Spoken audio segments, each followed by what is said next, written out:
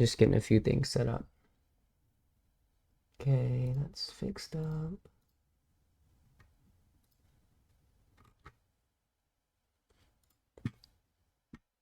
Yep, yeah, I am live.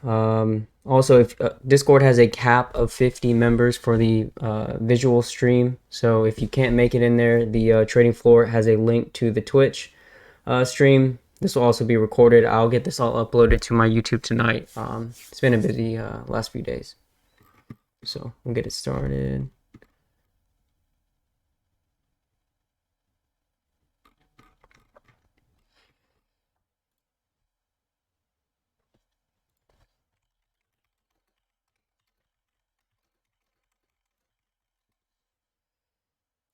Okay.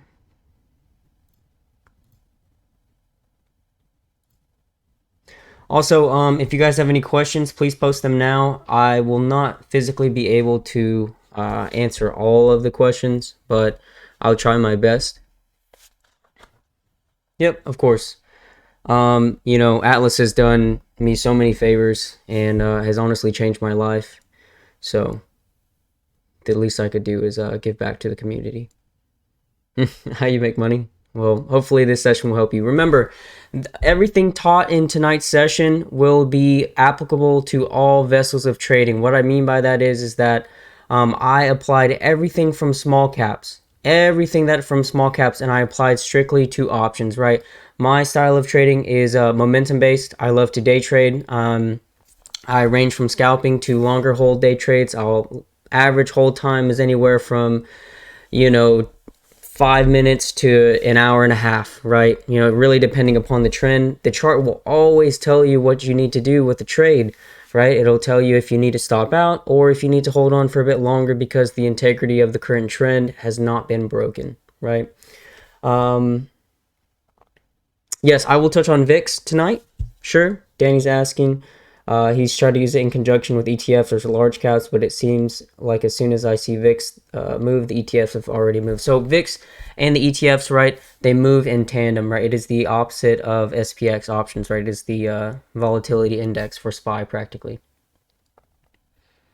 How do I customize my charts? This is just a workspace. I don't use the flexible grid. I just use the charts tab, and then I click this, and then I've just changed it all around.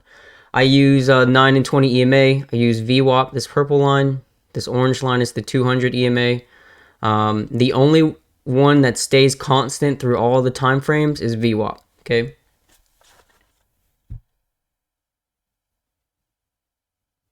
First thing that I do when I get up in the morning, I set alerts on NASDAQ, so I can go over that.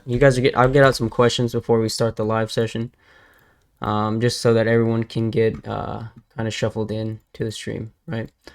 Wow, what a push up. So what I do in the morning, I'll go on like the 5 or 10 minute chart, and I'll just mark a ton of alerts like on to the downside and to the upside, so that I don't have to sit there and watch NQ constantly, right? I'll peek back over at it and look at its indicators and everything, but it really helps me. I'll just get a quick alert on either NASDAQ or VIX that'll allow me to understand what the movements in the market are currently doing. I'm using Thinkorswim currently. Yeah, NASDAQ this is /NQ, so the NASDAQ futures. Could you please cover entry, risk, and profit objectives based on market structure and multiple timeframes? Sure, of course.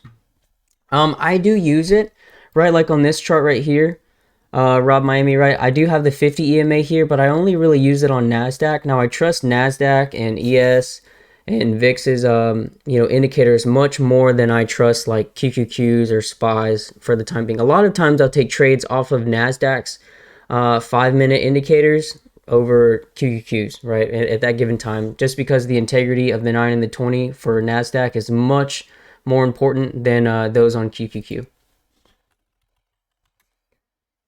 No, I'm not trading oil futures. No. Okay. So just to get it started, right, tonight's session, I kind of touched over it briefly. I will be going over how to improve your trading, right, from a day trading perspective. You can use a lot of these kind of strategies and skill sets, not only on a micro trend time frame intraday, you can use them on a macro trend. I like to swing scalp, so I'll hold contracts or, commons, whatever, for, a week or more or less, as well as, using this technical analysis, or this type of technical analysis, to allow yourself to understand the macro trend of the trade, right? So depending upon what the hourly is doing, right, you can kind of understand what the smaller time frames are doing, right? Maybe the 10, 15, or 30 minute. Now we can see here this macro trend, and what I mean by macro trend is the larger trend over a longer period of time, right? We can see lower high. We touched on this last time, right? Lower high, right? Lower high, lower high. You can see that none of these highs have been breached, not even this one yet, right? None of these highs have been breached, which means that shorts are moving their ask along down the with momentum. Now here, the bottom side of the chart, right? This is the integrity of the bullish perspective, right? Longs, okay, bulls, whatever you want to call it. Okay, you can see there's a low, there's a lower low right here. So you mark this one. You get another lower low, right? Mark this low, another lower low. You see how it's broken through right there? Another lower low, and another one right here, right? It does kind of look like we are going to get one more pushing through. So far, if I clear this chart out completely, I can, show you that, this is very simple, right? But in the macro trend, you can see here, thank you guys for the subs, right? Not soliciting or anything, right? This is all just education. No promos in Atlas, anything like that. I've been a member of Atlas for a long time now, and I definitely understand the rules. This session, of course, strictly education. I'm here to help newer traders understand that trading does not have to be overly complicated, right? It can be very simple. You don't need to understand huge parts of fundamental aspects of trading. I know that sounds kind of crazy, but, guys, I use 920, 200 EMA. I use VWAP, supply and demand, support and resistance. I don't use tape. I don't use time and sales, right? Maybe very seldomly. I use volume in a macro kind of trend. The candlesticks will tell you everything that you need, okay? So we can see that, right? Let's see. There's the high, lower high. I don't want to take up too much time with this, but you can see that in the macro trend, it has been a downtrend due to the fact of the pivot points, those lower highs and lower lows along the way, right?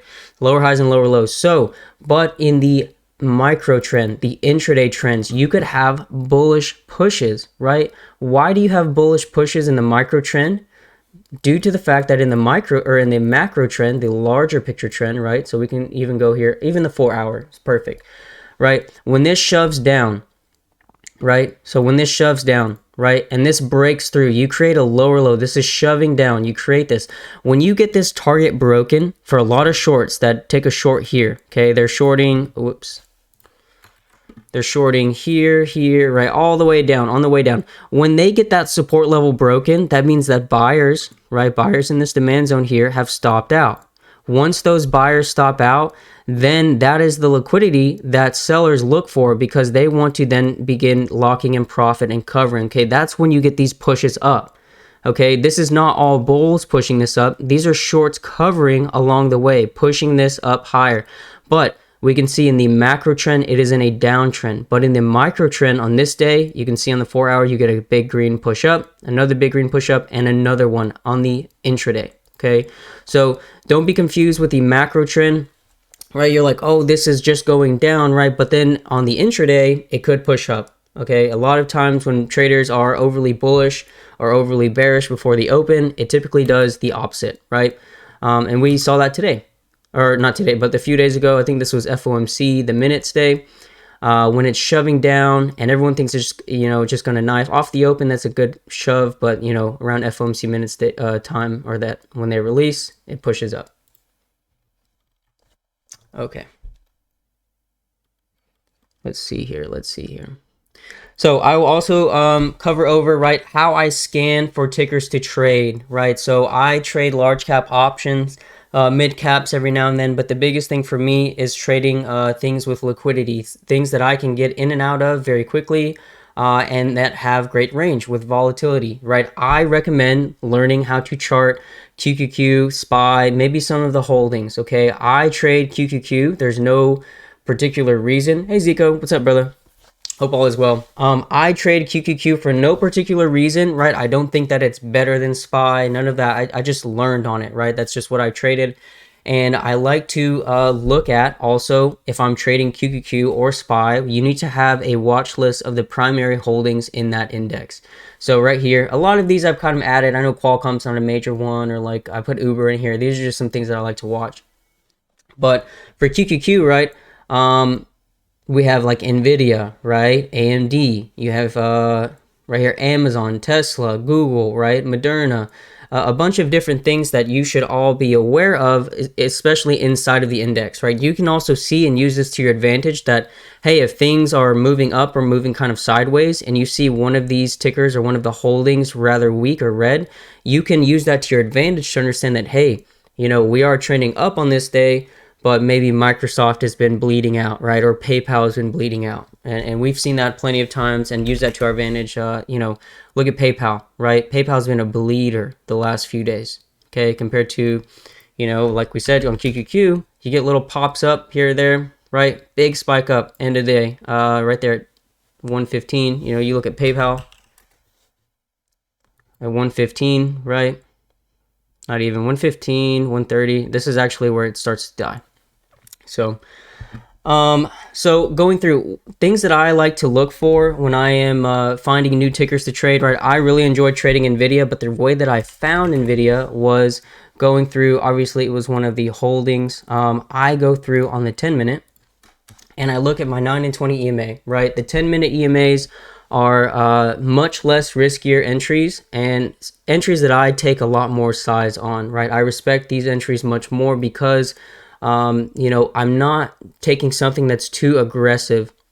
You know, trading on the 1 minute, 2 minute, 3 minute, that is very aggressive types of trading. It is very lucrative, right? But at times, you're too early. Okay, so when you get this big pullback, right, everyone's thinking, oh, this is the reversal. It's time to die off, right? The 10-minute EMA comes in and you're able to buy it. Now you can look at, you know, an added confirmation here. This previous high of day supply, okay, bases as demand, right? You get a break and base of the previous high of day supply, high of day supply, as well as the 20 EMA. Also, you have conviction here or confluence with VWAP. All right, so there's 3 levels of possible support that sellers would have to get through that buyers will base risk off of to further this trend and continuation, right? But you can see that the 10-minute is a pretty strong area for either price bouncing off of or seeing it being overtaken, right? Seeing a true point of reversal. So what I mean by that is on this day, right, the 20 EMA here on the 10 shaved off very cleanly, right? Pretty strong price action, strong confluence. Yes, you could say like, you know, right before the sell-off on open, this is right where, I don't know what that is.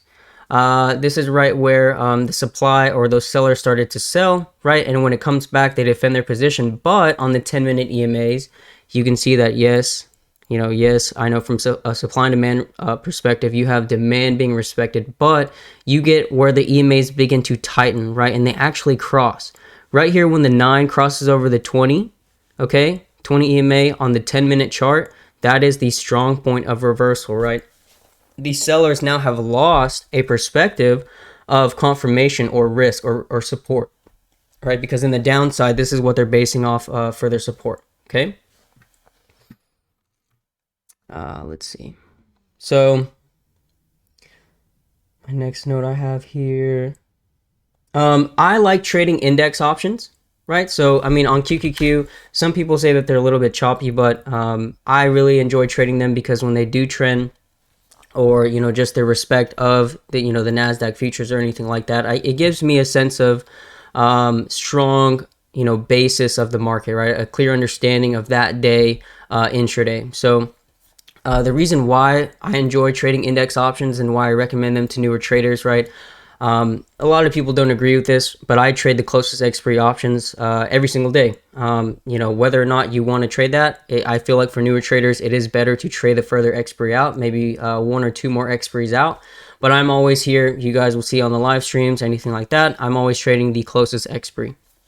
But going through, right, for the option spreads, they're rather tight. Okay, you can see 249, 258, about a, you know, $9 spread there.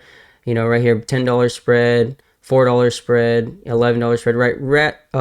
Rather tight spreads compared to like something like Moderna, okay, where Moderna has, $80 spreads, right? $70 spreads. This is $120 spread right there, okay?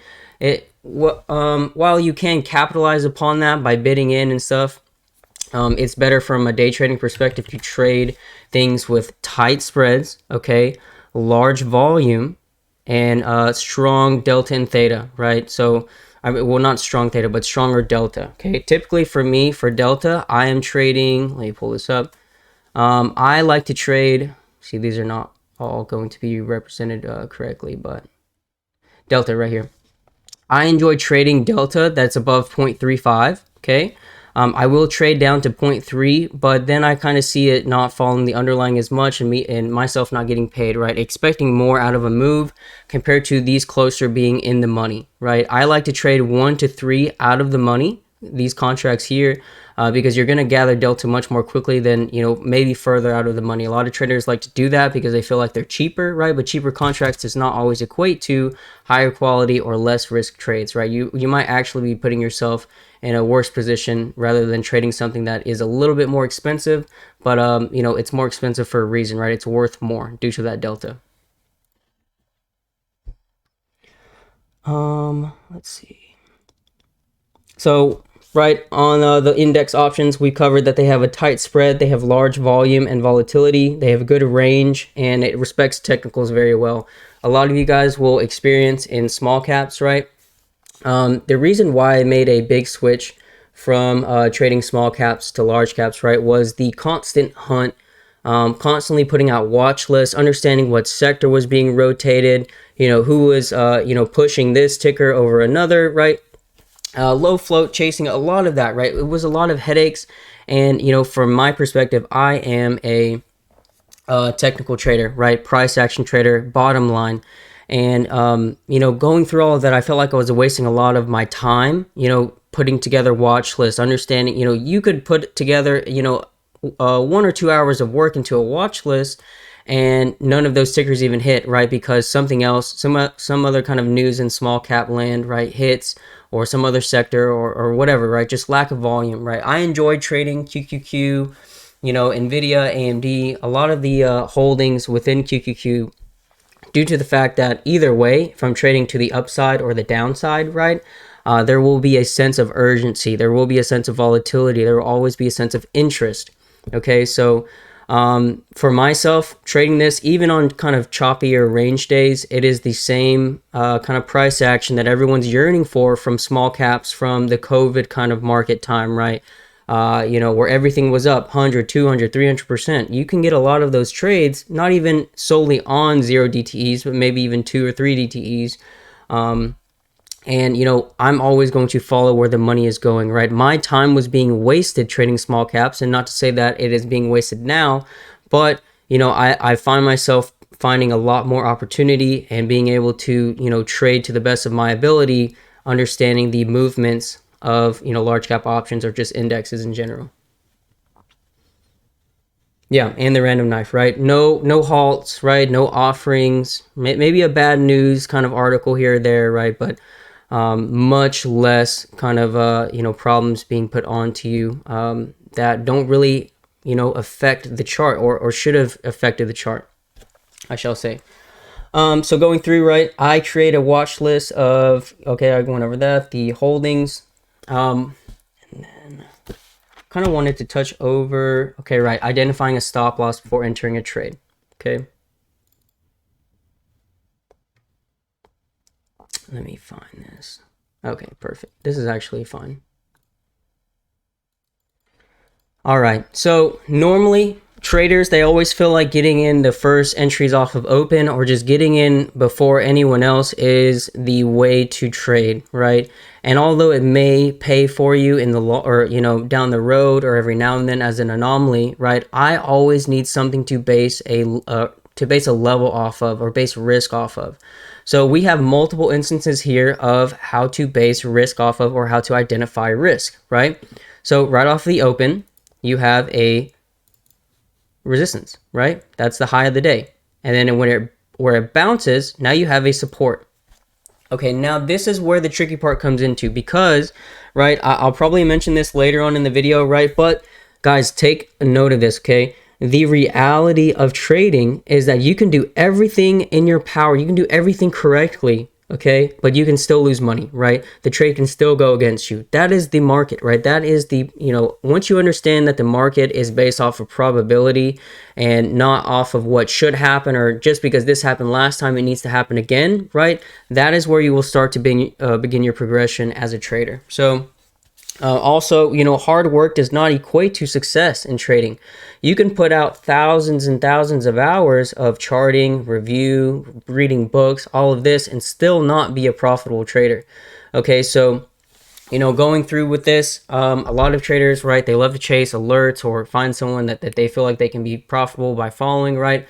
The only way that you're going to make this in the long run is if you figure this out, through your own experiences, right? Your own independent experiences throughout the market, right? So this is what has helped me quite often, right? So understanding we have a resistance level here and a support level here, right? Now, when it is in this middle area, okay, you need to be deciding whether or not you want to go long or short, right? This is not just, hey, take this, whatever, right? This is just when this is not where you should be taking entry, okay? So when it is pushing up, you need to decide, right, where is price going to interact next? And what I mean by interact with, it means like, where is it going to reject, or where is it going to break out of? So we can see this off of the high of day resistance. You know that if price comes back to this level, these shorts that shorted this right off of the open, okay, this is their support, or this is their support, right? It's the bullish resistance, right? But this is their support. This is their area to base risk off of. Okay, so you know that, hey, maybe you can beef it up, draw a supply zone here. When it pushes up into this area, okay, is it better to go long thinking that it's going to break out, or is it a better low risk entry to go short, right? Taking a put. So off of that, right, the better entry, of course, would be taking puts. Okay, why? Because if this breaches through, now I never stop out exactly on the finite level that I have developed, right? I'll always say like stopping out under this level, right? Or under this area of this level, or around this level, right? Because you don't want to get wicked out too often, right? If you took a put kind of preemptively here, right, and then you stopped out right on the high of the day, a hard stop or something, right? You got your contract taken from you, and then you kind of sat there in agony watching it make money, right? It went as guided to your plan. So going through here, okay, this is your risk. Okay, when it comes back down, maybe you want to go long. Okay, maybe you want to go long in this, but remember, taking into account all of your indicators and what they're trying to tell you. The chart will always tell you exactly what you need to do. Okay, so we can see here, this is the 5-minute chart, a pretty common basic chart. Everyone knows or has used or has seen a 5-minute chart before. Okay, you are under the 5-minute 200 EMA. Okay, price has spent majority of its time under VWAP at this given point in time. Okay, off of the open, a lot of traders like, oh, VWAP's just there, right? Something that you can piece together, take note of this, please, is that, noting how much time is spent under or above VWAP, right? To get a proper thesis of who's using that level or to their advantage, right? Who's in control of the current trend. So, one moment here. Okay. Going through here, right? You can see that if I clear this out, right? The only time spent above VWAP was here and here, right? And maybe a little bit here. Majority of the time is spent under VWAP, meaning that the trend is bearish, okay? Also understanding, hey, what are my 9 and 20 EMAs doing? 9, the green indicator right here is under the 20, okay? Now, this is a bearish perspective due to the fact that the 9 is below the 20, okay? The 9 is a good dip add, and the 20 is a good area to risk or even a stronger dip add, okay? A lot of times people stop out right on the 20 EMA, but that is not a good kind of, thesis for a trade, right? A lot of times, a lot of people don't talk about this, okay? But the 20 EMA right here, this is the 10-minute 9, okay? So if I mark a level, right here, okay, right there, this is the 5-minute 20, okay? We'll go to the 10-minute 9, it'll pop up. Look where I marked that arrow. You see how the 10-minute 9 is there? That's those 10-minute traders. Remember, you can't just use an EMA on one time frame. You have, thousands, hundreds of thousands of traders looking at different time frames and solely sticking to those or using them in, kind of tandem with each other, right? You have those 5-minute 9 and 20 EMA traders. You have those 10-minute 9 and 20 EMA traders. You have traders only trade off the 15 or the 30-minute, right? So going through here, remember, the 5-minute 20 EMA is the 10-minute 9 EMA. Okay, you can see that right there. So the 5-minute trader may have stopped out here, right? May have stopped out in this area, right? But the 10-minute trader has been eating it up all day on the 20, right? That is a strong level. So right, later in the day when price comes back, right, it's respected here, another 10-minute 9 EMA entry, 3 more 10-minute 9 EMA entries, right? Now, when you get a candle closing above into the 9, okay, you also taking into account how extended we are, okay? Maybe you want to take a short on this because, you've hesitated and you haven't been able to follow along with the current trend or whatever, right? The general rule of thumb is later entries dictate quicker profit taking, of course. But if the reason why I like the 5 and the 10, remember at the beginning of the video, I told you that I use the 10-minute EMA, or 10-minute 9 and 20 EMAs to kind of, scout or look at tickers to possibly trade, is due to the fact that I like to see those trends and how well they, hold up to their integrity.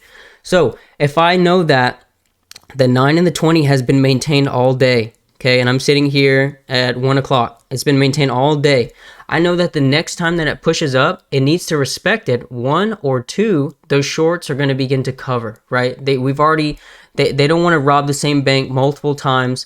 They don't want to be too greedy, right? They'd rather take their money on an intraday kind of setup and run. Okay, you see, all of the, the most volume is there on the closest expiry because you have a lot of institutions, retail, everything like that trading these, closest expiry contracts, right? They're day trading. Duh.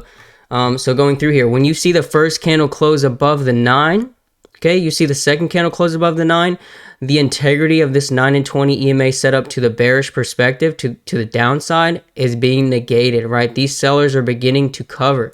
Also, we talked about those pivot points, right? You have a low here, okay? You have another lower low here, right? It's cracked. You have another lower low here, right? It's cracked, but when you push up, right, there's a low, but it pushes up, it bases on that previous lower low that was cracked, right? What is this called, right? Can anyone in the chat tell me what setup this is called? Okay, this level here is respected over here after it's broken and created a higher low. Yep, inverse head and shoulders, right? Senpai Trades got it, right? Senpai Trades. So why do inverse head and shoulders formations work, right? You have lower low, lower low, lower low, another lower low, but then the first higher low. Okay, so when you get the first higher low in a trend, what are you looking for? Okay, oh, now it means that bulls are stepping into the trade, right? You get the first higher low. Okay, so mark the most recent high where it popped up, right? The most recent lower high. If you get a higher low and a higher high, right, breaching over VWAP, that's a nice push up, right? That's confirming your trade or your entry if you've already taken it from this entry or down here. So going through, we'll set up some other ones. Here's some right here. Sorry, let me touch back on the Atlas chat.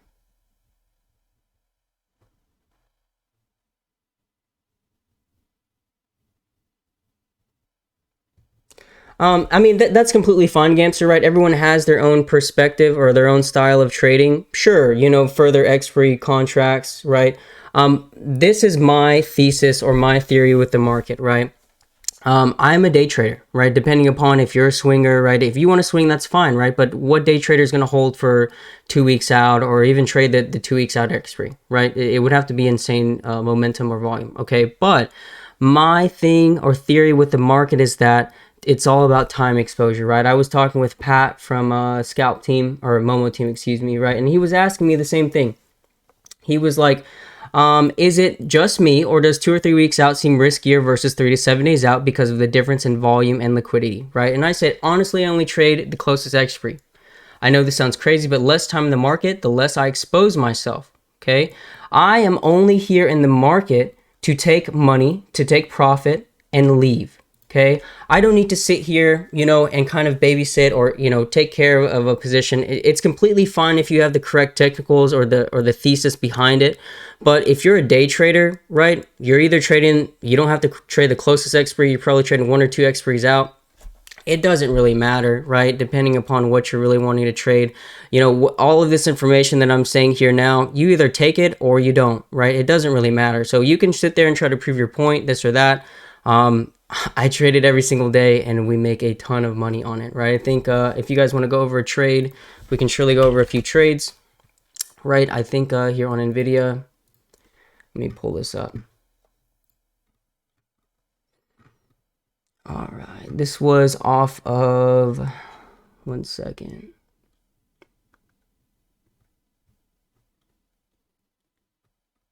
This is from Friday. Okay. So let me get 930 right here. Oops. All right, cool. All right, so right here, let me pull up NVIDIA actually on the 1, right?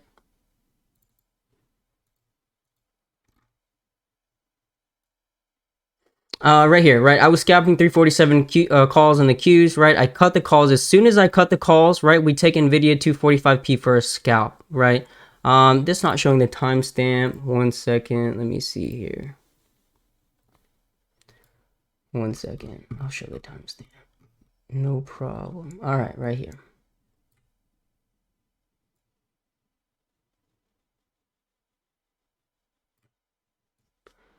All right, right there. Oops. NVIDIA 245p for a scalp 933. I'm aiming for demand on NVIDIA right there at 933. Okay, so right here 933. This is this candle. You can say whichever kind of range. I'll just mark that right. I was aiming for demand, right? Where did I pluck demand off of? Right here, pre-market low demand. This is where we aim. Look at where all the buying begins, right? A lot of shorts. Why is this candle green right there, right? Shorts are covering, which means buying, right? Locking in some profit here and shoving it further to the downside. So if I take a short here, a put, right? I want to lock in profit here, also leaving a core. So the way that I scale in, guys, right? I'll take, like, you know, depending upon the volatility or momentum, I'll take, you know, I'll scale in either a quarter or half entry. Right, so I'll take either 2 half entries or 4 1/4 entries, right, around this general area. And the way that I scale out, okay, now this is on momentum. Now this is scalping. This is my kind of scalping method, right? Candle by candle here on the 1. 1 second. Candle by candle here on the 1. You move your stop loss, okay? So as soon as that candle was not breached through and you got a higher high, I locked in profit right here. Okay, I aimed for that demand, as we can see here, right at 933, the same, or 934, right when I call it, aiming for that demand. Okay, and now when this support level is broken right here, you get a lower low. Okay, lower low there, right? A pivot break means to scale out. So you want to lock in profit. Now the problem with, you know, you want to scale out along this area, right? In quarters or holding a core, whatever you want to do. Now, the problem with a lot of newer traders is that when they see these big red bars broken after a breakout, right? This is where they begin entering, right? Now, the reason why this is a kind of poor setup for entry is due to the fact that, whoops, kind of messed that up.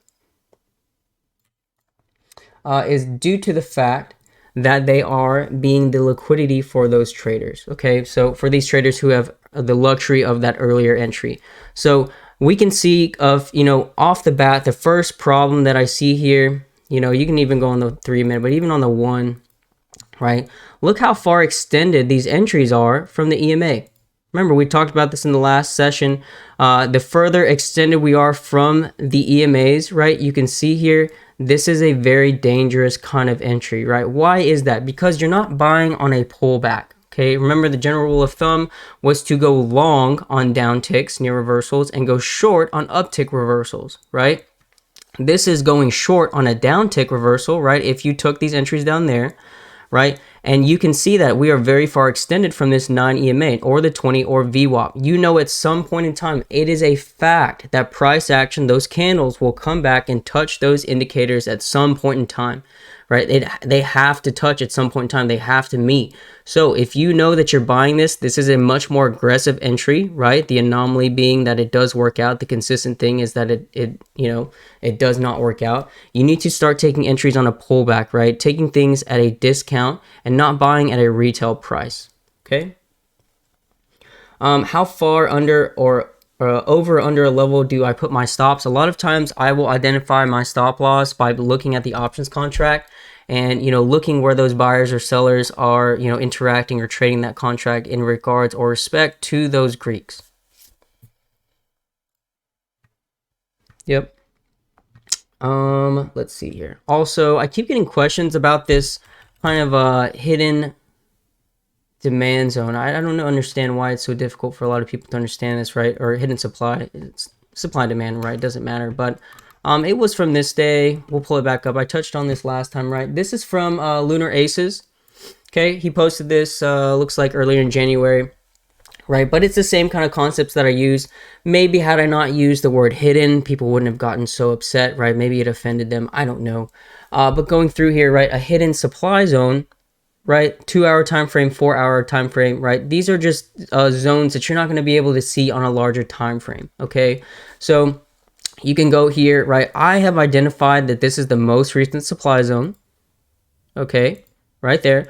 But let's say on a 15-minute, okay, right? Where's the zone? You don't have a zone, right? There's no zone. This is the tip of that wick. You would not have constituted a zone from this, right? But it looks like this zone is respected not only one time, but 2 times.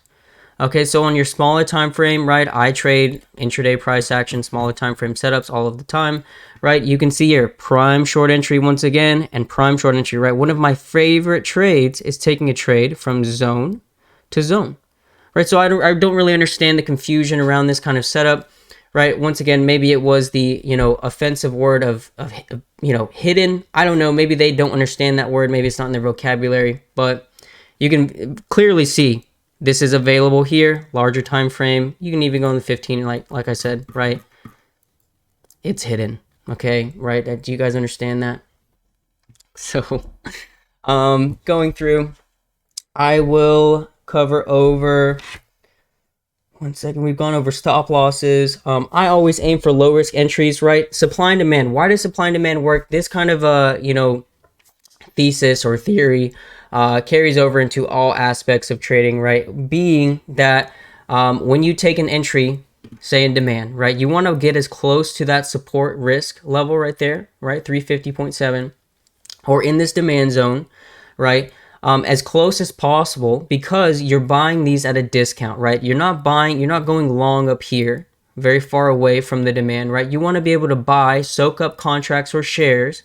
Remember, you can use this on options. You can use this on, small caps, whatever, crypto. All the TA is exactly the same. You can use this in the sense that you are buying at wholesale prices, right? This is used, supply and demand is used in all aspects, all kind of different points of view of things that are being sold, bought and sold. Water bottles, shoes, right? You buy a pack of water bottles, it's what, $5, right? You go and sell those water bottles at retail prices, right? One by one, okay? You're then selling them for $1.50, right? Pack of 24, right? You're now $5 pack of waters has netted you $24, right? Whatever.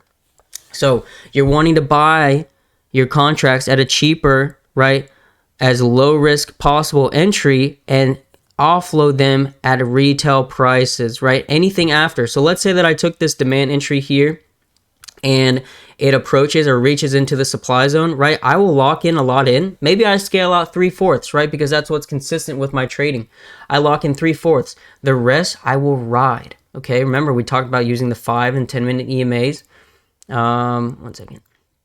5 and 10 minute EMAs to guide your trade, right? So let's say I get out 3/4 of my position here, right? From the initial entry down here, I will leave that last quarter position to ride according to the EMAs, right? The chart will always tell you what exactly you need to do.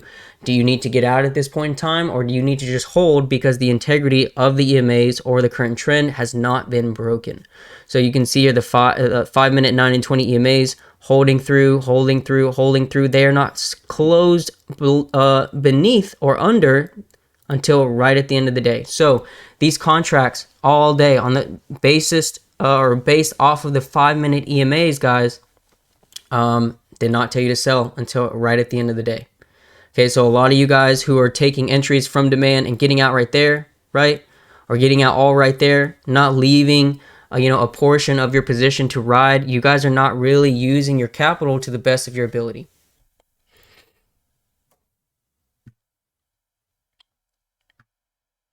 Let's see. So let me go through my notes. Sorry, guys, I got a couple pages here. For newer traders, right? Your biggest hurdle as a newer trader will always be your FOMO entries, right? I feel like everyone has experienced problems with FOMO entries at some point in time. Either that or they still experience problems with FOMO entries. 1 second, guys. So what I mean by that, every time I've taken a major loss has been from a FOMO entry, okay? Meaning that I allowed my emotions, experience, right? Euphoria, greed, excitement, right? Whatever, right? I let all of those truly, affect me in my trading, right? I know the difference between right and wrong, right? When I sit at a stoplight, right? I know not to go on red, right? When I'm trading, I know that I should not be taking a FOMO entry or something based off euphoria. But how many times do you guys do that? Or how many times, do you experience that, in a week or in a month? Okay. So, going through, right, this entry here, it may work out for you, right? But it is a big green bar. Okay. It is a very far extended from your 5-minute EMA, right? You know that, hey, okay, even though in hindsight, yes, this works out, in the long run, how often is that going to work out for you, right? I can pull up a few more examples, right? Right here, right? You bought this big green bar around the same time, right? How does it work out for you? It doesn't, okay? Let me go through here. Oh, look, big green bar. Look, oh my God, this is bullish, right? We're squeezing shorts, whatever. You're trading small caps, this or that, right? We're squeezing shorts, right? Oh, I'm going to buy this green bar. It's just going to continue to go up, right? These shorts are trapped. Whatever you want to say to convince yourself, right? What happens? It does not work out for you. Just because you get away with it one time is the anomaly, right? You should not base all further experiences off of that. So, I know that this entry, it may work out, but in my experience, through my consistent kind of trading, strategy or theory, this is not desirable, right? What is desirable? Buying on the pullback, buying when it touches or interacts with the 9 and 20 EMA, okay? You can see here that buyers come in aggressively on this 5-minute 9 EMA, okay? Yes, these are about the same entry, right? But you are taking less inherent risk here, right? Why? You would stop out most likely under the 20 EMA or something like that. Whereas this trader, right? We talk about experiences in the market as well, right? This trader has been like, okay, I took entry here. Oh yeah, we're making money. Oh my God, it's knifing on me, right? Then you stop out, right? Not every trader who does this is gonna hold on. You're like, oh, I'm gonna cut it because it's gonna just dump, right? You then sell your contract or shares to those traders who are being patient, who are taking entries with precision and proper risk management. Okay, now these traders don't go through the fake out, shake out, right? They just make money off the dip, because if it was going to continue going down, they would have stopped out. Okay, whereas this trader experiences and takes on too much data and then forces himself to miss out on that trade.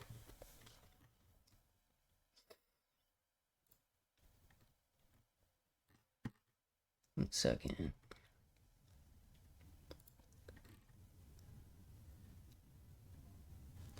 I haven't watched all of the Sam Seedon videos. I mean, you can surely go over them. I mean, if you guys want to go over like a quick supply and demand lesson, right? I surely can. I think SPY was a great one the other day. Where was it?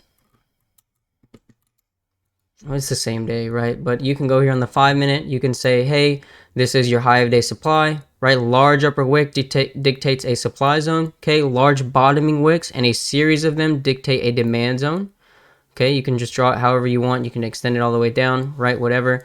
This big knife here, right, most likely would have stopped out a lot of those demand traders, right? Maybe have scared them. Okay, that happens. Games are played in the market. We all know that.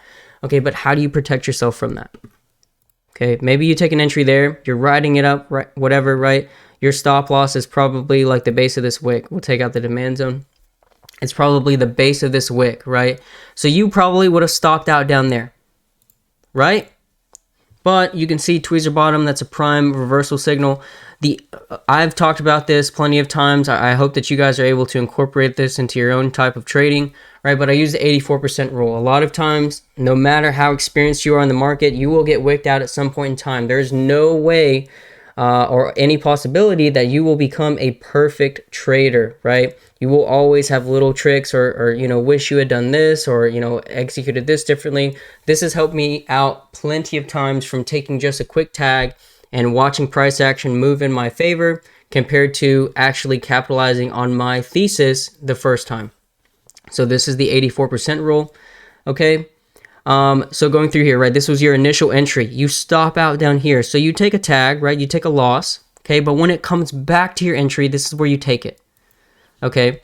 And it maintains, right? Maintains the support level, does not strongly close below it. You see tweezer bottom here, right? Some bottoming wicks there. You take this entry back, right? What happens? It moves in your favor, okay? Compared to the trader that just stops out, does not retake the entry, right? And then FOMO chases, right? They're buying, you already know, they're market buying, joining the ass, slapping the ass, whatever, buying the big upper wicks and just getting tossed around in the chart. How many times does that happen to you guys, right? One thing that I really have talked about quite often is getting off tempo with the chart, okay? So an example here for getting off tempo would be this. This is a prime example, I feel like. So getting off tempo, meaning that you have you begin to tilt yourself, right? You begin to take improper entries based off of emotions and not solely taking in the technical analysis that the chart is presenting to you. Okay, so what I mean by that is, you take a put here on this big knife up, right? Then you stop out. Okay, you stop out there, you take a big loss. Okay, then you think since you have 3 big green bars, you buy the next green bar, right? Then it shoves down on you. You stop out again. Okay.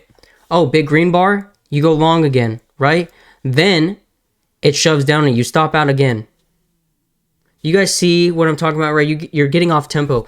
A lot of traders, especially newer traders, have the right idea in the market. You guys have the right idea of what is a good entry or what is a good dip buy, right? But what holds you back from that is your emotions, especially the emotions experienced through your own kind of, journey.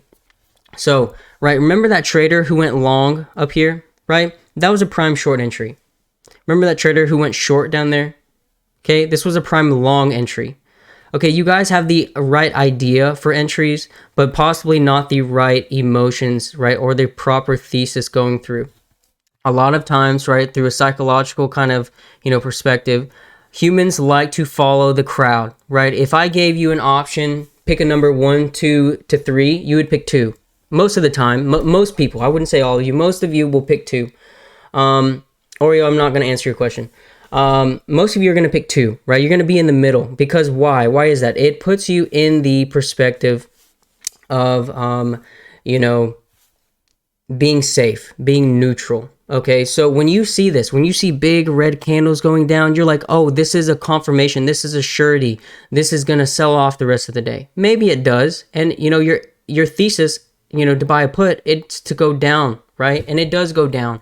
But you're taking too aggressive of an entry and you're not calculating everything from a patient perspective, okay? Always ask yourself, who is in control of the current trend? And, are you chasing this trend or trading solely off of euphoria? Okay, so going through here, a lot of you guys have those proper entries, right, that I talk about, but a lot of times you guys go long or short on the improper entries. So remember, what I've talked about here, for a fact that the price will come back and touch, see this space? Price will come back and touch the EMA. When it does touch this EMA in the 5-minute, those shorts that did not, take advantage or capitalize upon any of this, they're waiting for that pullback entry, right? This gives them the ability to stabilize, right, price, to understand that, hey, this is an area to base risk off of. You can see that the short ask was developed here because that's where the base of the body is. You see no candle closing above this line here. You have now developed a thesis compared to, oh my God, it's a big red bar, I'm going short. Right? You guys see that? I have multiple levels of confluence. I have the 9 EMA dip ads. I have the 20 EMA dip ads with stop loss above, or even stop loss above the 20 or VWAP, right? I have a lower high and lower low pivots, right? What I mean by that, lower high, right? Lower high, lower low, okay, lower low, right? It's a bearish perspective. Lower highs and lower lows are bearish. Higher highs and higher lows are bullish, right? I am not Canadian. Let's see. Yeah, I don't really use volume. You know, I know that's crazy. On the underlying, I don't really use volume. I don't. Everything I need to know is based off of this kind of price action. Sure, maybe it helps this or that, right? But, you know, you really have to, you know, remove a lot of the noise, right? A lot of time to see traders, oh, you need to have this volume, I need to have this, you know, diverging, I need to have, you know, MACD and RSI, you know, oversold, undersold, cross, whatever, right?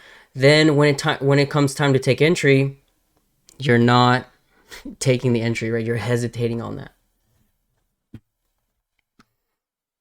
that. TOS studies, right? Sure. So I go to studies right here, edit studies, right?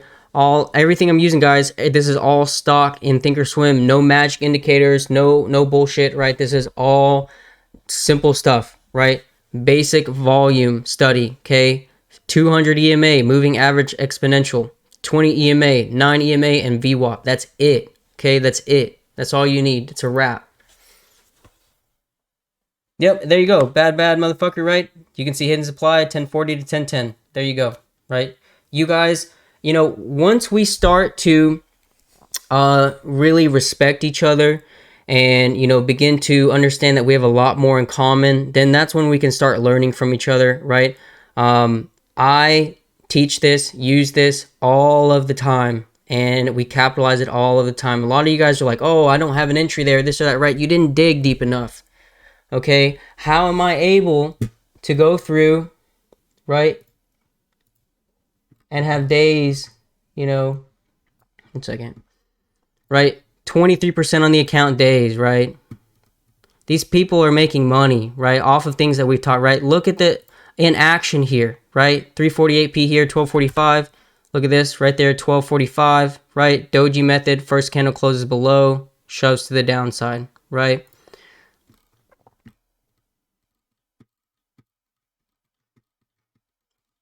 Where did it go? Right? All of this you can learn and apply to yourself. It's all screen time is green time, guys. Okay, all you have to do is believe in yourself and remain patient along your journey, right? Everyone who rushes things, right? What happens when you rush things, right? You begin to FOMO. You begin to do things poorly. You don't analyze the chart or analyze, you know, even in life, if you rush something, right, it's most likely going to end up in a bad situation for yourself. So I don't use EG 1226, right? I just use 920 EMA.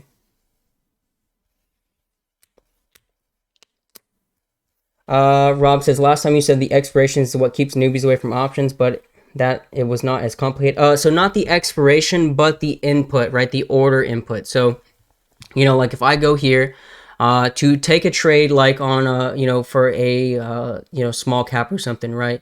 I mean, I don't have this active trader set up, but, you know, buy, ask, sell, ask, you know, buy, bid, sell, bid, buy, market, sell, market, right? All of that. You guys are all accustomed to trading small caps or commons or whatever, right? The difference with large cap options would be this.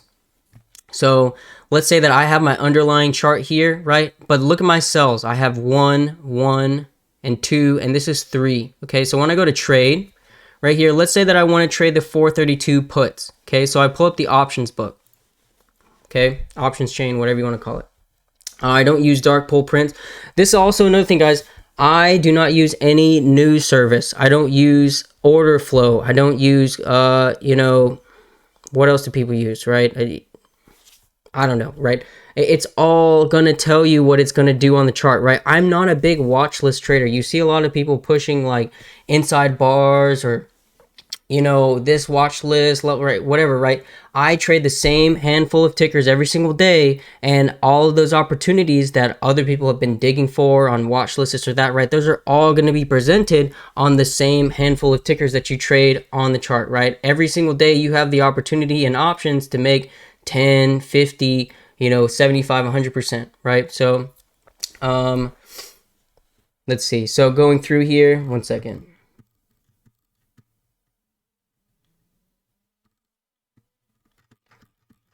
Was it going over? Oh, okay, all right, the order. So, biggest hurdle, right?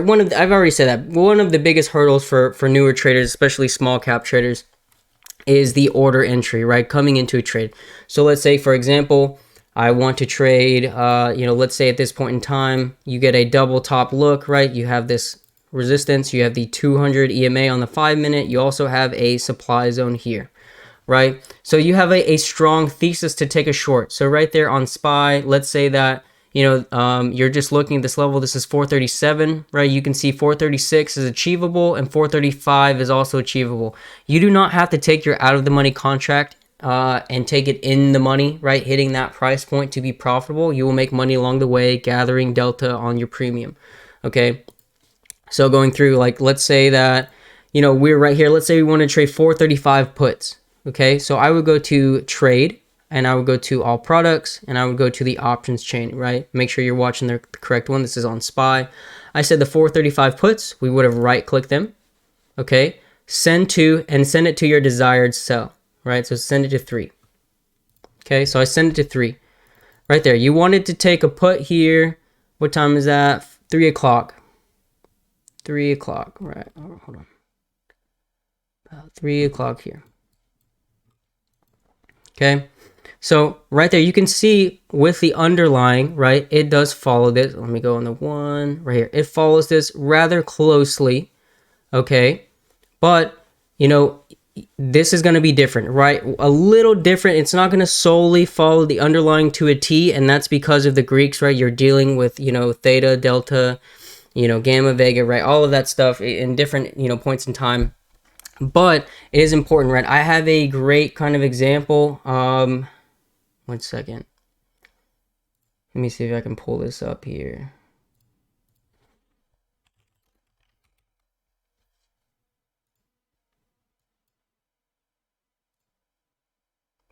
One second, guys. Just bear with me for a moment.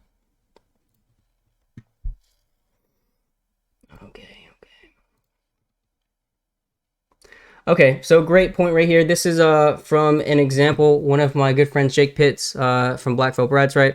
He was asking a question about dealing with theta, right? So this is on a 0 DTE. This is practically his question embodied onto a chart. Let me pull the chat so I can make sure you guys are following along. So going through here, right?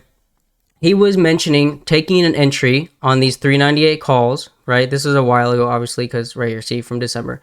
On these 398 calls, right? And how he could have held through this on the chart, right? Or if that was even possible. Now, dealing with theta or a 0 DTE, especially after 12 o'clock, you will see a large, a large drop or theta decay in your contract, right? The contract begins to expire rapidly.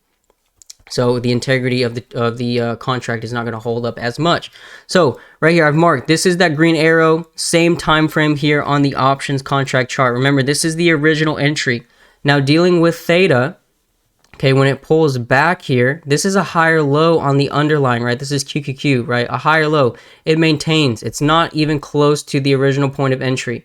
When it comes back here, right, when it pulls back just a little bit, okay, it pulls back to this 398 call entry where it was initially mentioned right here, right? It pulls back here once again, the same time, okay? When it pushes up again, this orange time frame right here, right? When it pulls back, right? It's still a higher low. You're very far extended from that on the underlying, okay? But when it pulls back here, it pulls all the way back to that initial entry, right? That general area. This chart is moving up and this chart is moving sideways with spikes in between. Okay, purple arrow right here, same time frame purple arrow, okay? You can see that yes, this followed it on the push up, but be careful with theta decay if you are newer, okay? Especially, you know, after 12 o'clock, I'm typically trading the next expiry out. If it's trending or if it is, you know, kind of ranging or something like that, I kind of get away with it at times. Okay, one second.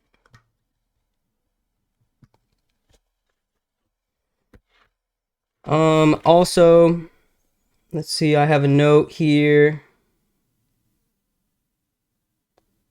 All right, so this is just a general kind of note here for a lot of newer traders, right? Especially if you're, you know, transitioning over from small caps to large caps, whatever, right? I have this note. It says, right, never let your bias overtake what the chart is telling you. So this happened last week, right?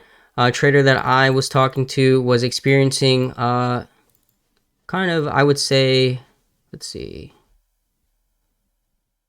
max myself, right? They were experiencing the point in time where you begin to convince yourself, right? It's too hard, as humans especially, it's too hard for us to take accountability on a trade that is failed, right? So this is where the bias starts to set in.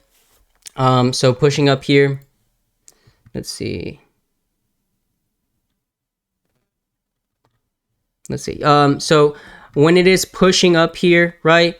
I think they went long or something like around this area. But off of this, right?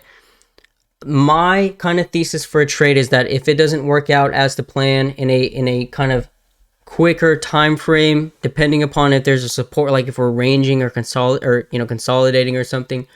I'll show you guys what I use the 200 for in just a second.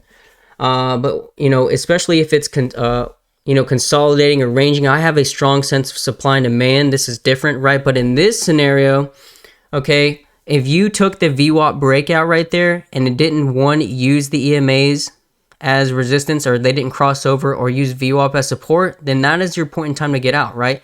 You took an entry there, your support level here for your higher low is there. You should have gotten out. Okay, compared to the trader that holds on to this all day, right? Then you start to build a bias or a thesis of as to why it was a good entry or why it will work out. Okay, and when that happens, right, or when those biggest losses begin to occur, one of the strongest things that I've seen was from Mark Douglas talking about, you know, what was he saying? I totally just forgot what I was going to say here. Oh, I got it. Okay, forced realization, right? A lot of you guys have learned from forced realization, and, you know, it is the point in time where the loss is so bad, it's so severe that you begin to, you know, that's where you stop out, right? That's where you begin to understand that, hey, that was a bad trade. I should have cut this a long time ago. A lot of traders, right? The stop out was right here, right? Within 5, 10, 15, 25 minutes right here, that was your stop out. Okay, sure, it rips back up, whatever. Maybe you hold on a little bit more, stop out up there.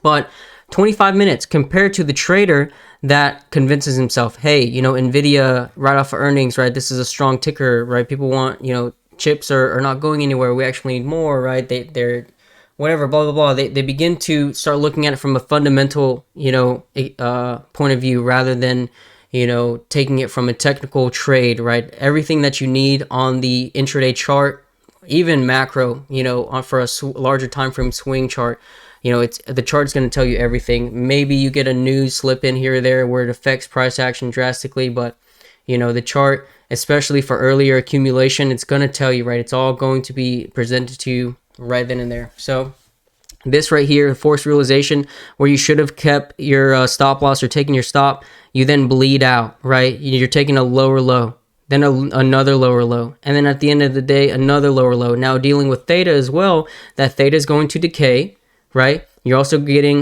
you know, stronger lower lows throughout the day, and then you've now wasted, right? What should have been a 25-minute tag, a 25-minute loss, was now you drawn out to a 4-hour torment, right? You tortured yourself for 4 hours, right? So instead of taking your loss, right, taking the accountability, hey, that trade failed, I'll move on to the next, right? So this was on 2/17, February 17th. So remember, that trader who tortured themselves, not even looking at any other charts because they were convinced that they were going to get their money back or this was going to come back in their favor, right? 2/17. Okay, you go to QQQ. Let's go to SPY even, right? I don't trade SPY very often, but 2/17. Right here, right? So on that NVIDIA chart,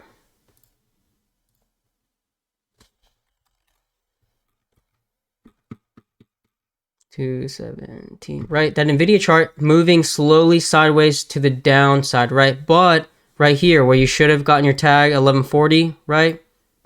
1140, right? This chart pays. This is the point in time in the market where they start to give out money, okay? So you have now missed this huge opportunity, especially in the 5-minute. Look at your 5-minute EMAs, right? You would have held your entry or taken multiple entries on this or laddered your contracts throughout this 9 EMA using it as a guide and not really gotten stopped out or began to sell until this point down here, or maybe you're offloading each pivot point of the way.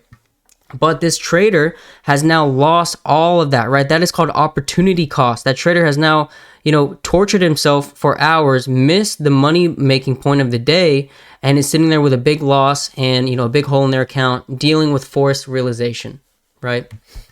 So, Nerky Clown, right? I never said that this would be easy, right? Trading is not easy, but trading, for a lot of newer traders, probably like yourself, right? It may be overcomplicated, or maybe you're overcomplicating it yourself.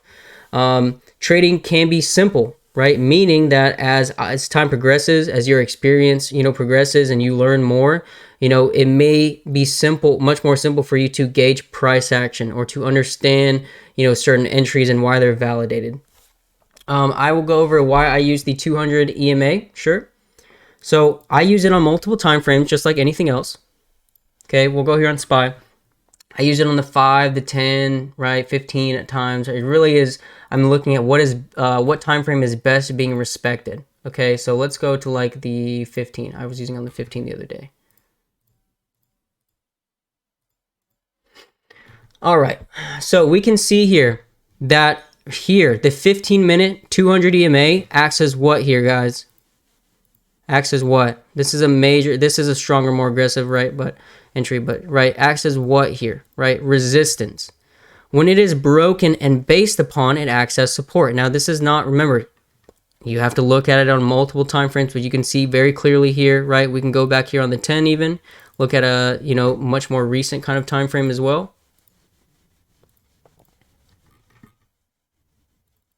Right? 1 second. Oh, shit. Right here, support, access support, right? But you get a larger lower high. This is also what setup is this, guys? We talked over on the inverse earlier, but what setup is this?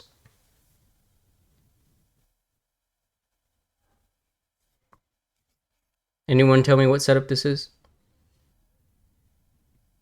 Right, exactly. You guys know. So even though this is being acted as support, right? This is being acted as support. Remember, take into account of your pivots. You get a higher high, right?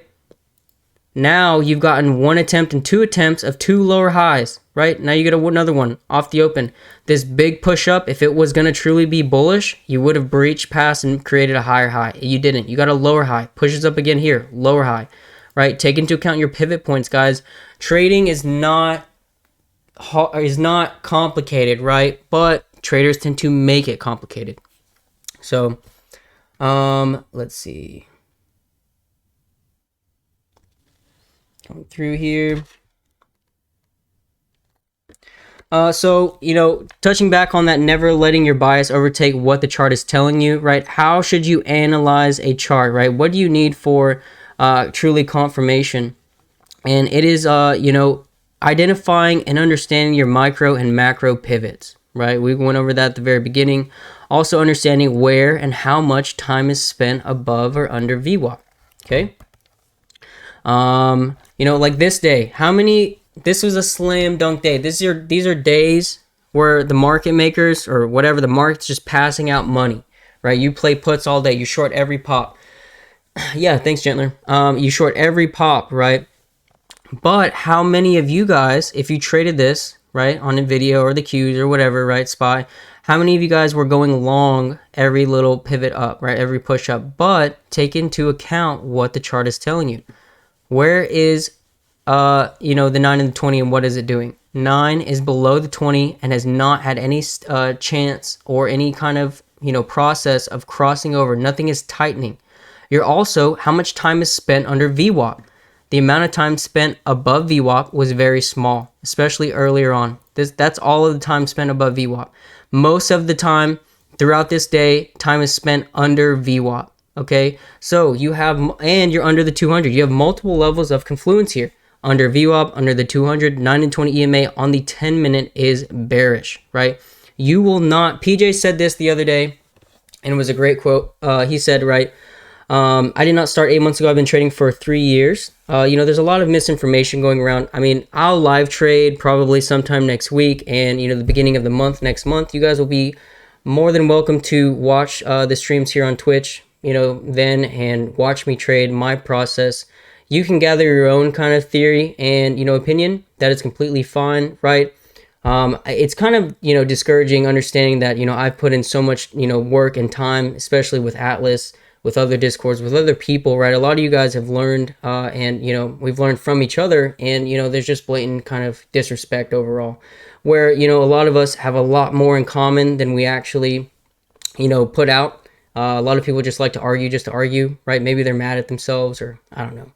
But, going through here, taking into all of these confirmations, okay? If you fought the trend, PJ said this the other day, right? He said it is bearish until it isn't, right? Or on the flip side, it is bullish until it isn't. So this was not screaming go long, right? A lot of traders like to get in early, be that first position into the trade before anyone else, thinking that they'll make the most money, right? Because they're in early, they're fighting the trend, guys, right? There was no reason to go long until price closed above either the 5 or 10 minute 20 EMA, right? Until you got a VWAP breaking base or a cross. So, once you see that major kind of signal in the market telling you, hey, sellers are now beginning to cover. The bullish sentiment is growing stronger, right? That is where you start to form a bullish perspective, right? So like, this is on NVIDIA. Let me go to the Qs.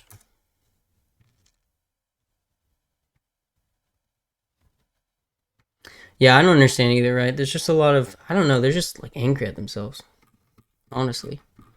So right here, prime example. This is all bullish. I traded this day. I kept taking the shorts to the pops, to the downside, right? Whatever, right? But this was bullish. This was screaming bullish. There was much more meat on the bone for the long side, right? Until what happened, okay? Let me go here on the 5. The 10 minutes kind of too drawn out, right? Until what? Remember, I said the EMAs, at least on the 5 minute, have to be telling you that the sentiment's changed to the bearish perspective by it crossing to the downside and being respected, right? You are above VWAP, but you get one bearish signal, right? You get the 9 EMA crossing below the 20 here, okay? Your target is then what? You also get this pivot break. Your target is to break that pivot and go towards VWAP. Now, this is the sentiment flip. This is the exchange of power, okay? At this point in time, bulls were in control. Now, at this current time, bears are in control, okay? They overtake VWAP. Okay, you can use the doji method here. I teach this as well. This is on my YouTube channel. You guys will be able to use this, right? First doji right here to the downside after its base. Right there, you draw the body as the area of, to fight over the line in the sand like tug of war. Okay, you go short on the uptick. This upper wick, you go long on the downtick if you feel like you want to go long. But taking into account what your EMAs are telling you, you've gotten 1 bearish engulfing, 2 bearish engulfing, 3 bearish engulfing, and 4, right? 4 bearish engulfings. The EMAs have just crossed. You're now interacting with VWAP, and you've also broken a pivot here, okay? Nothing's telling you to go long. Nothing. Maybe just the hint of it being a low risk setup, but I would have gone short here, right? And we did. So going short here, right? On the upper wick, first candle closes not only into the bottoming wick, but also below, showing that those buyers stopped out and it closed as them stopping out. Look at the reaction. you get them continuously selling off, right? Stopping out because they bought all this. This was all happening pre-market. Stopping out, stopping out, stopping out, stopping out. Look at where these buyers were. They bought here, they bought here, and they bought here and here. Where are they stopping out? Where are they hitting flat and they're selling? Here, here, here, and here, right? You ride the trend, okay? Now, for something for myself on momentum, this is where the scalper kind of degeneracy, trader comes out of me. This happens quite often. Very lucrative, but also risky at times. Let's see here. I think this was the day. Yeah, this is the day. Maybe not.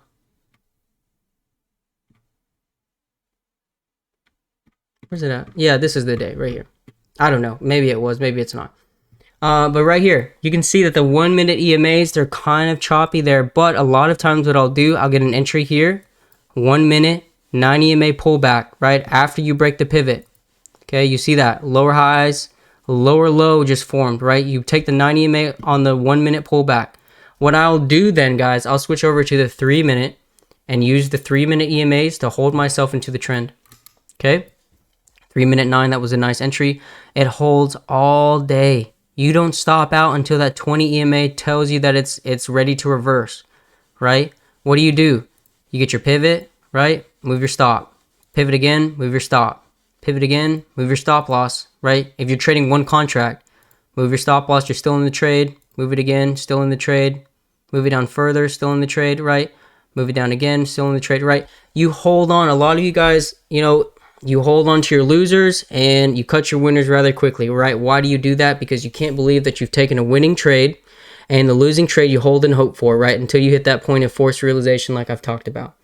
I always trade the open. The open is my hardest part of the day. It is, very profitable if you do get it right. But, truly, I recommend newer traders waiting 30 minutes to an hour after the open before placing a trade so that you have some data to base risk off of. Okay. But, I think I'm going to wrap it up here, guys. I hope that this helps you out, right? If you guys want more of these, type a 1 in the chat if this has helped you, or if you'd like more of these kind of EDU sessions in Atlas or on Twitch. Trading is not difficult, guys. Okay, a lot of times the only reason why it's difficult is because you guys continuously make the same mistakes over and over, looking for a different outcome, and you have no sense of refinement, right? No sense of, change or wanting to change this. You just keep throwing stuff at the wall and hoping that it sticks. A lot of times newer traders, they have the wrong idea of what is a viable entry or a good trade. And then they use that kind of wrong idea and use it on down the road, and it creates multiple, kind of negative experiences. And if you continuously take those bad habits, right, then you start to have PTSD, right? Remember that I was talking about getting off tempo earlier. A lot of traders like to get off tempo.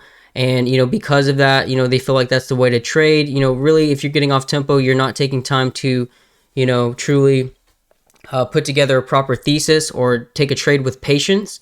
And then, you start taking those bad entries and, you start to overtrade, revenge trade, anger starts to take over rather than logic and thesis. And, so, once that happens, the traders have a hard time breaking away from that. And then, they have PTSD, right? Then they can't, be confident on what they deem as a proper setup or an A+ setup, or something like that. And, then they hesitate and, miss out on what they should have made money on. And then they FOMO chase it. It's a whole cycle. You guys see that cycle, right? Oh, I've identified a proper entry. I hesitate on it. I miss right here. I'll put it out for you right here, right? This was a prime entry. You have a resistance. You won't stop out. You say, hey, we have this resistance here and VWAP, right? You should, or you're planning to take a put. You don't take the put, right? What happens? You don't take the put. Instead, you take the put down here because you've hesitated because of previous experiences in the market, right? You should have known that, hey, this was a support risk or support area. This is a better risk for longs. So when you take your put here, you get stopped out there, right? Then since you get stopped out, you don't want to retake the trade. You just watch money being made across the board for hours and you don't take it, right? Or you've used all your buying power. So, once again, I appreciate all of you for giving me your time this evening. We will definitely do more of these. I will try to, touch on some more complicated, I wouldn't say as complicated, but more intermediate kind of topics. Remember, this type of TA, this was all, this can be used on all platforms, all different trading vessels. Don't be intimidated by this, right? Trading is very simple, guys. You don't need to have the fastest news. You don't need to have scanners. You don't need to have order flow or unusual wells, anything like that. Everything you need right here is right there in front of you, right? All of the indicators. I showed you guys my studies. These are not any special scripts or anything like that. These are all stock to Thinkorswim. I use, my analysis. I use my thesis building kind of capabilities and skills and my experiences in the market to gauge whether or not this is a low risk probable entry or if I am chasing at that given time, which refrains and keeps me from taking on bad trades. So once again, thank you guys. I will have this uploaded to my YouTube channel. I know that it is, I haven't gotten the other one uploaded yet, but I will do my best to get that done tonight. Tomorrow we have off. Please, review some of your trades this weekend. I really recommend looking over some of your trades. An exercise that I tell all newer traders, I do take entries based off the 1 minute. A lot of traders, right, I recommend this to them, is to, if you had a tough time trading on Friday, right, go through, clear the chart out completely, go through your order entry, right, and plot where you bought and sold, right? And that'll tell you so much about who you are as a trader and what you really need to refine and what is working out for you, okay? Remember, if you're a newer trader, it is better to take an entry based off of your own thesis, right? Off of your own kind of, analyzation and identification of technical setups and either lose on it and understand that, hey, I took a loss on my own call out, but that gives me so much more information for my trading journey, right? That allows me to understand, hey, I possibly need to refine this later on, right? Or, hey, this actually I did right, but maybe the trade just didn't work out, right? Maybe you took a low risk entry setup, you took a tight tag, 10% or less, maybe 15%, right? It worked out, and, you weren't sitting there holding and hoping or bag holding or, anything like that, right? So, always push yourself to, try to have your own independent entries and exits, and, just keep working, guys, right? A kind of, background for myself, is to just never give up, right? I've been down at, all sorts of points in my life, and, you can always rebound and come back from something, especially if you feel like you can't, right? The self-loathing and the negativity, that you let breed in your mind, that is not going to help you in the long run, right? And a lot of, I guess, a lot of the people who hate and kind of, just don't understand or have, misinformation is truly due to the fact of them, misery loves company, right? So, I don't even talk to them half the time due to the fact that it's a waste of time. So if you find yourself, your type kind of a trading group or people you talk to, they're just bitching, moaning, complaining, and whining all the time and not really giving any kind of insight or, progression, then, it's time to move on, right? You've outgrown those people. So it's all about, pushing yourself to be the best trader and, well-rounded person as you can, right? I feel like a lot of traders, especially, don't understand that their problems derive from their, kind of being of themselves, right? Their own personality. A lot of traders, they may be an angry person. It's going to relate over into trading as over trading, right? Euphoric trading, FOMO trading, all of that, right? So once again, right, I appreciate everyone who tuned in tonight. I will catch you guys all at a later date. You guys enjoy your President's Day off. If you're working, right, respect to you. Keep grinding. You can still do it. And enjoy the rest of your weekend, guys. Okay, I have this uploaded and posted in the trading floor probably tonight or tomorrow.